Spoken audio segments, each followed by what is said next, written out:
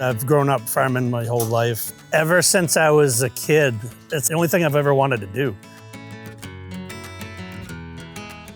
So we're here in North Haverhill, New Hampshire at the Grafton County complex where there's a working Holstein dairy farm. We've got a jail where the inmates come out and work with me. We have an active vegetable stand.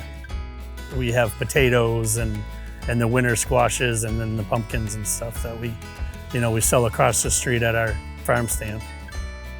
And also there's an active nursing home, and some of the county administrative offices are also located on the complex. Yeah, there's a lot of stuff going on. It's a busy place. The farm originated back in like the 1860s, that area, like a poor farm with the idea of people working during the fall, spring, and summer, that type of stuff, so they had a place to live during the harsh winters.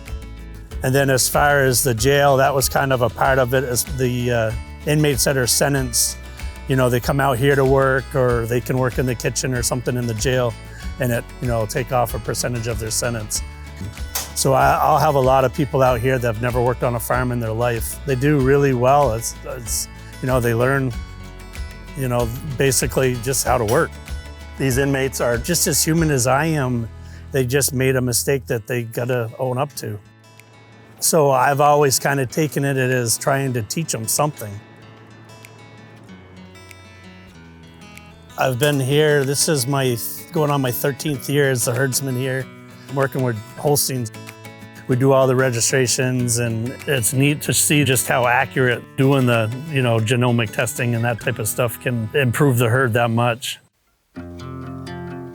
They used to have herd bulls, so I asked my manager at the time if I could start using AI, and his thing was, hey, the cows is your thing, do what you can do. So over the years when I started, our herd average was right around 20,000, and we've had it as high as 31,000. The farm is definitely being noticed, and to me, I think it's through having the cows being registered. I mean, we do the complete program, and just being able to, to get the calves registered at a young age at, no cost basically. And then, I'll sit in front of a computer and just mix families and try to get the perfect cross that would work here. And to me, if it wasn't for something like that program, I don't think we would be as high as we are, with our genetics or the improvement that I've seen. I learned a lot from my dad, and just watching him through the years. My dad was also a dairyman, and he worked constantly trying to make the herd better.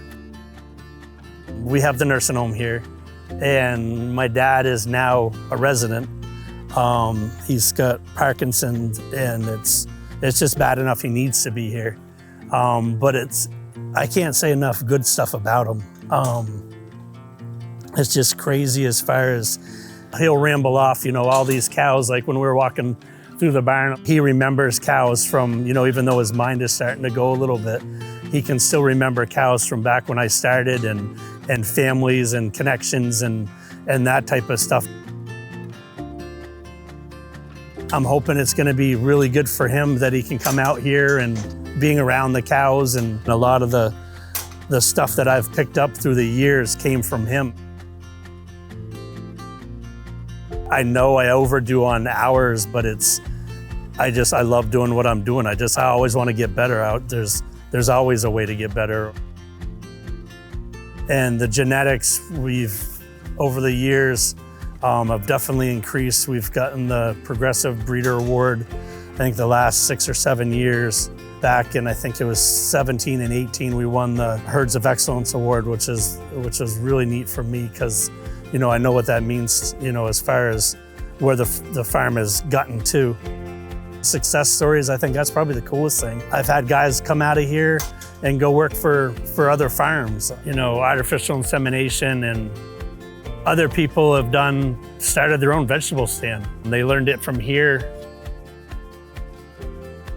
I've had guys that have left here that have kept in touch with me and say, hey, if it wasn't for working here and working with with me, it's, I probably wouldn't be where I am now.